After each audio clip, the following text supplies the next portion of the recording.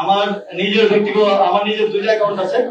দুটার মধ্যে একটা আমার ব্যক্তিগত অ্যাকাউন্ট, সেটা হচ্ছে সোনালী ব্যাংকে, সেটাতে এটা আমার সেভিংস অ্যাকাউন্ট, এটাতে 9,930 টাকা আছে।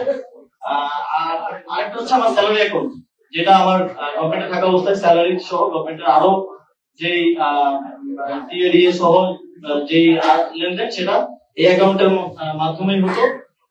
এই অ্যাকাউন্টে আমি একটু ডিটেলস বলে রাখি, আমি 16 মাস দায়িত্বে ছিলাম। 16 মাসের স্যালারি 1,65,000 করে গড়ে স্যালারি এবং ভাতা সহ এর আশেপাশে কম বেশি করেছিল।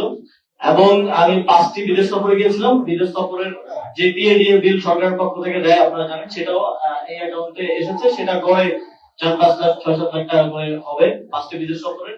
এর বাইরেও দেশের সরকার থেকে আরো বিভিন্ন খাতে বিভিন্ন যে ভাতা সব মিলিয়ে এখন আছে 9,78,626 টাকা।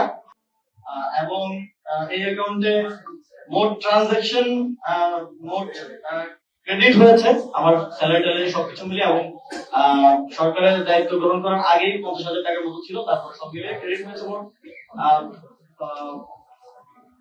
85,81,000 টাকা। আর ডেবিট হয়েছে 76,03,000 টাকা। এখন আছে 9,78,000